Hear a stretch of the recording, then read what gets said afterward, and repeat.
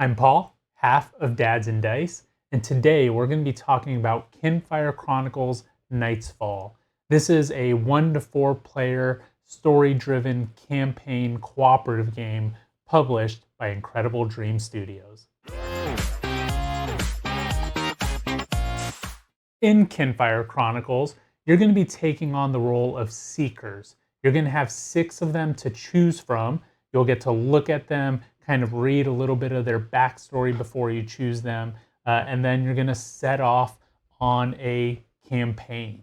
Just like any good campaign game, you're going to be adventuring, performing those skill checks. Are you going to be able to cross that bridge? Are you going to be able to pick that lock? Once you've done that, you're also going to be going into combat with some formidable opponents. You're not going to win all of those matches. I just suffered my first loss not too long ago. But after combat, you're going to do some town actions. And in this town, you're going to be exploring, you're going to be talking to NPCs, you're going to be performing some research, sleeping at inns to get rid of some of your exhaust, possibly leveling up your characters by adding new cards to them, spending your money, showing off your trophies, all the stuff that you want to do to show that you're the best seeker. Let's go ahead and see what's in the box. All right, so first thing, you'll notice I actually don't have the box next to me because this box is massive. So let's talk about this massive box. The thing that really kind of drew my attention to it, once I got it, I was, trying to open it around, and I moved one of the flaps, and I saw that it was a magnetic flap. So you have this magnetic lid that attaches onto the actual board. Once you remove that, right underneath, you're going to find a welcome box. Inside this welcome box, you'll find just some really basic components, right? You're going to find some clear standee pieces to hold up your standees, some bases. You're going to find a couple of these little health trackers. You'll find some numbers in there. You'll find some chits. You're going to find this nice little bag. And you're actually going to be presented with your first rule book. Once you start kind of looking through that stuff in there, it's going to help you through setup. We'll get into that into a little bit. But that's what's inside that welcome box. Once you move that welcome box out of the way, there's going to be just a perfectly organized box of things in there. Like I mentioned, there are 6 seekers, so you're going to find 6 seeker tuck boxes, which have all of the player's components in them. You're going to find an adventuring book, and this adventuring book here has all of the story, all the narrative, all the different quests. You're going to find some more tuck boxes, 21 of them, and these are your quests. They could be the main storyline. They could be side quests that you're going to go on, but there's all of these different quests in there. Also in the welcome box, you're going to be punching out a couple of chits. You have some money, some Kinfire tokens, some fate tokens, those kind of things. And then you're also going to have this loot box. And the loot box, it's going to come sealed, but there's a bunch of different packs in there. You have some upgrade packs, you have some city, town packs, a bunch of different cards, copper packs, gold packs, silver packs, I believe. So just a whole bunch of different stuff that's going to get introduced into the game from there. As you progress throughout these quests, you're going to start unlocking a couple more rule books. So there's 4 rule books in the game. You have the getting started one, the combat, the adventuring, and then the town exploration one. So that way it's going to introduce things to you just little by little. And then going back to those character tuck boxes, that's where you're going to find your acrylic standees. That's where you're going to find your dual layered player boards. You're also going to have all sorts of different types of status cards in there. So just a good amount of components in this box, and I'm glad to see that it's organized well, and that it has everything in just a great place. All right, so let's talk about the actual gameplay and how this works. The very first quest, the first couple of quests, it's really going to walk you through things. On the first one, you're going to get the combat rule book. and it's going to teach you how combat works. So, you know, it's pretty basic. You have all these different types of maps, but you're going to either move once before or after your turn. You're going to perform some type of action and just kind of go from there. So I'll go into that in a little bit more detail in a little bit. But once you get introduced into that rule book, then you'll go on to the next quest, which will introduce you into adventuring. And then after that, then another quest is going to introduce you into the town exploration. After that, every single quest is going to have those 3 phases. So the first phase that you'll do after these, you know, first couple of quests, the first phase that you're always going to do, at least up until this point, is the adventuring phase. And in this adventuring phase, what you're going to do is you're going to get your adventure book. You're going to read the little narrative that's before that kind of says what you've been doing, just kind of to remind you of where you've been. And then you're going to start going through all of these different quests. So you'll start with, you know, we'll say 7-1 or 4-1, whatever it is. You'll start at that 1. You're going to read kind of what it says, and then it's going to give you some choices or some actions that you need to do. So the choices could be something like, do you want to cross a bridge or do you want to swim across the water? It might even give you a little bit more of, if you're playing you know, core, you might want to cross the bridge, or if you're playing Roland, you might want to swim across the water. So it kind of gives you some options there, and then based on who you're playing, you might be incentivized to do a different one of those options, or a specific one of those options, should I say. Now, once you've made that choice, then you're actually going to perform a skill check. And what I really enjoy about this gameplay is that to do skill checks, you're just going to have your deck, you're going to flip a card over, and then depending on the color of the card, that's going to determine if you have passed or if you have failed those skill checks. So it could be something like, again, in order to cross this rickety bridge, you need to flip over 2 blue cards. So every player will flip over blue cards, or cards, until they have 2 of them. Now, that could give you something of, if you flip 2 of them over immediately, great. If you flipped 4 cards over, then the excess amount of cards that you had to flip over to get to 2 blues will now be exhaust status tokens. Or it could possibly be flip 3 cards over, for every non-red one that you flipped over, lose a health, right? So it's going to be those kind of things for the skill checks, but I really enjoy that it's just a simple flip the card over, what do you have? What's also really cool about that is each of your seekers has a different, we'll call it strength, that they have. So these are the different colors of the cards. So for example, Core, he has, out of his 18 card deck, 8 of them are going to be red cards, 6 of them are going to be green, and then 4 of them are going to be blue. And that could be a combination of, this card is green and blue, or green and red. And then, for example, Roland, he's going to have 8 cards that are blue. So if there is some type of skill or adventure that's asking you to flip over blue cards, I'm going to go with Roland instead of Core, since that's Core's weakest card that he has, and that's Roland's best one. As you go through these adventures, you start making decisions. You might gain some memories. You might find some items. You might have some events that kind of come up. You might make some decisions, all that kind of stuff. And then it's eventually going to lead you into the combat setup. So based on how you did on that adventure, you're going to have a couple different ways that the setup could occur. Once you've got everything set up, the combat phase will begin. And before you actually begin that, you will shuffle your deck of any cards that you used for those skill checks.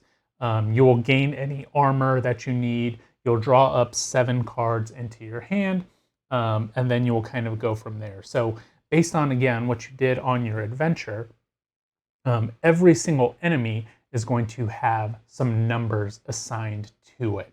And these numbers are going to be the actions that it performs. Now, at the beginning of the game, when you were setting up this little bag here, you had a bunch of chits, and you had, in a 2-player game, I'm doing solo 2-handed, you have 6 core chips, and then 6 Roland chips. So for a total of 12 there. And then you have a total of 13-ish numbered ones and darkness tokens. There's also some heart tokens in here. So all of these tokens are in this bag. And based on whatever you draw, that is who is going to go. So that is their initiative. So let's say I draw on this bag and I get this little darkness token. Wherever this token is next to, that is the action that is going to perform. Let's say I drew out a Roland token. That means that Roland is going to actually do their turn. And on their turn, or on your turn, what you're going to do is you're going to play a card. These cards, like I've mentioned, have different colors. And then some type of action. It's either a ranged attack or a melee attack. It's either going to attack everybody in the square or just one person. It might have the focus refocus to you. It might leave the focus where it's at. But you'll play this card. Then any of your teammates can boost that card by playing a color that is the same. So let's say I played a red 2 melee attack. Somebody else could then play a red boost card that adds 2 more damage to that. So that's kind of where that cooperation comes in, and that is really the core of the game. Once you've kind of done this a couple times, once your enemies have gone down to 0 and possibly even come back to life and then they go back to 0 again, you will either win or you will move on to the next phase of the combat.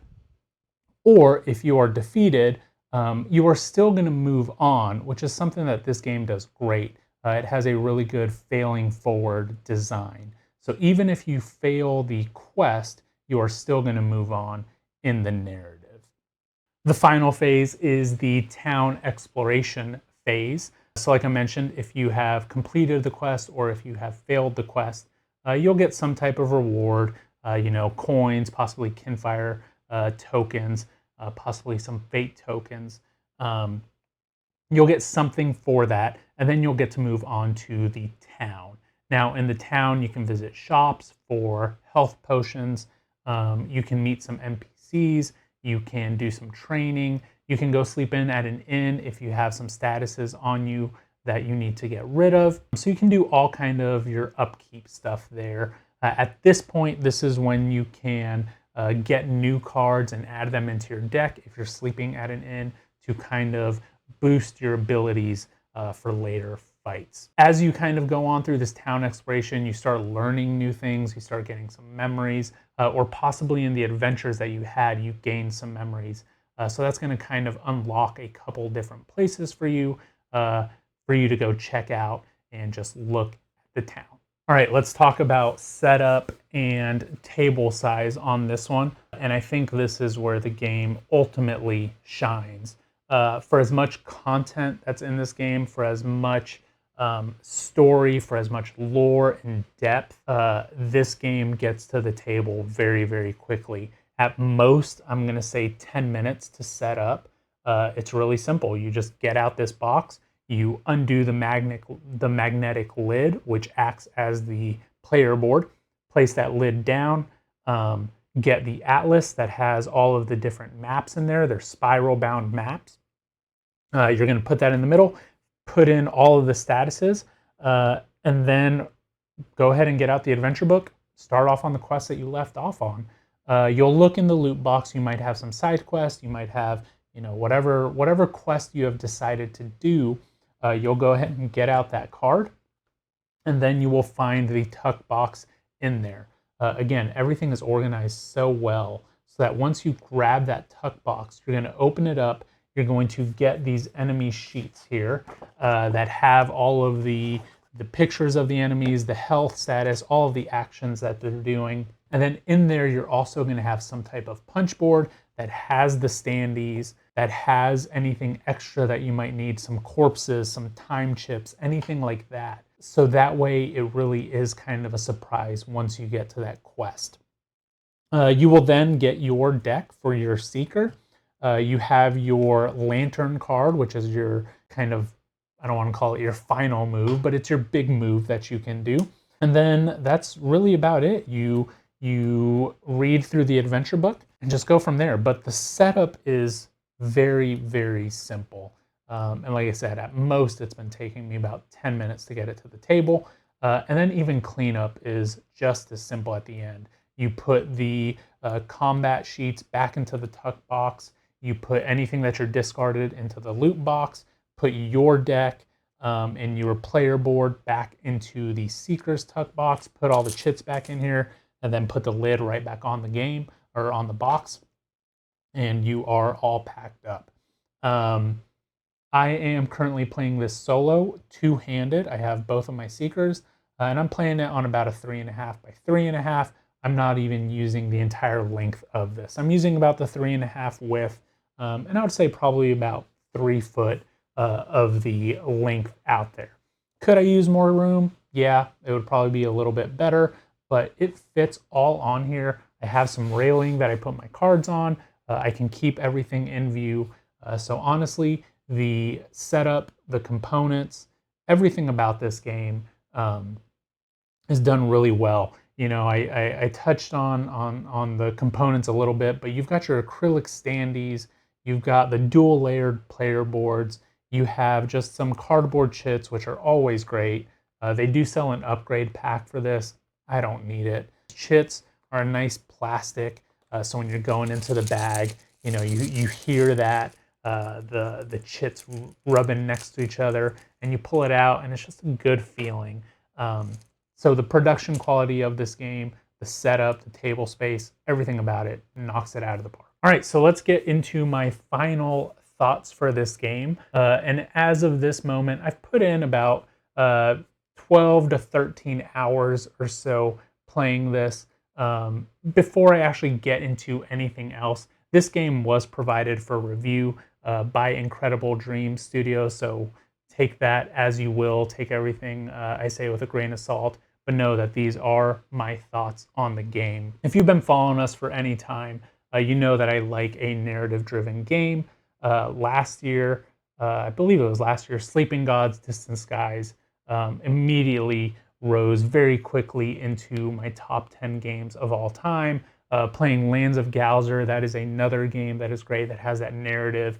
And I've just been really looking for another campaign game that I can dive deep into with not a ton of overhead, and one that I can just kind of enjoy. And I think I've found that game. The world building in this is there. It's very, very strong. Coming from the Delve series, I already know a little bit about the characters, but here I'm learning way more about them. I'm gaining, you know, some cards that tell me a little bit about why they're making the choices that they're making. I can see what their strengths are, what their weaknesses are. I can see, you know, why they're using their lanterns, what that's doing, how it's protecting from the darkness. I'm getting to know some of these enemies that are not necessarily reoccurring, but you're seeing some names that are happening over and over.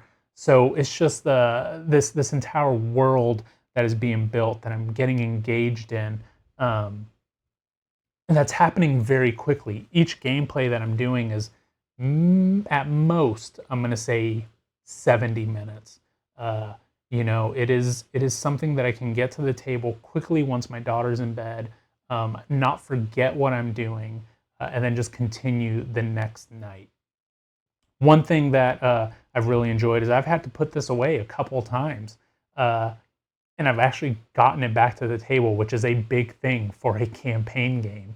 You know, getting it back out has been a problem of mine for a while, and I've been able to get this one back out. The adventuring, super simple with the skill checks, flipping over a card. You know, you're not doing any math, rolling any dice, anything like that. It's just flip a card. Did you do it? Yes. I like that. Combat, again, very easy. It's move a space before or after your action, play a card, boost somebody else. Once it's the enemy's turn, read what action they're doing, perform that to you. Again, very, very straightforward. The town exploration, it's engaging. It's going back to that world building. I love the fact that you got introduced to this little by little. The first rule book, how to set up, how to do the game. Number 2, how do you do combat? Number 3, how do you do adventuring? Number 4, town exploration, and then it's got a nice reference list on the back of it to help you navigate those rule books. There's references on your player board. There's references on the actual game board, the lid of the game. It's very hard to forget what you are doing in this game. Now, one of the issues that I have with this game, and it's really not too bad because it kind of balances out, but one of the issues that I do have is the combat initiative. Whenever you're drawing chits, specifically in this last game, the first 5 chits that I drew were one of my seekers, which, you know, not too bad. That's good, right? You want to go that many times. 5 of the same seeker, should I say. And it's good for those 5 turns, but then you realize that you only have 1 more chit in the bag for the rest of the game, and everybody is focused on you, and there's not much that you can do to prevent those attacks because you're not going to have a turn in a while. This can very much go the other way as well, where one of the enemies will have 4, 5, 6 turns in a row, and you're not able to do much. Now, there are some mitigations. You do have these fate tokens. You can spend them, redraw the chits. There are some boost cards that let you redraw chits. So there are ways to mitigate it. But, you know, if you're out of fate tokens, if you don't have that card in front of you to play, that can be a bit of a problem. But, you know, going back to it, that is really the biggest issue that I have with this game. The best thing about it, I'll mention it again, setup time, teardown time, space, and then just the ease of getting into it. This is one that I'm very excited to continue playing. Once I'm done with it, I will pick other seekers that have different options to do. I will be able to choose different options in the story. I'm going to have different strengths, all that kind of stuff. So I think the replayability is going to be high in this one. And again, one that is very hard to forget. So overall, I think that this is a terrific game. Definitely going to be up there in one of my top games for the year. New to me games for the year. Again, remember, take this with a grain of salt. This game was provided for review. But if you know anything about me, you know that this is the kind of game that I enjoy playing. That's all that I have. As always, remember, like, comment, subscribe. All that stuff really does help us, helps our channel grow. See y'all next time.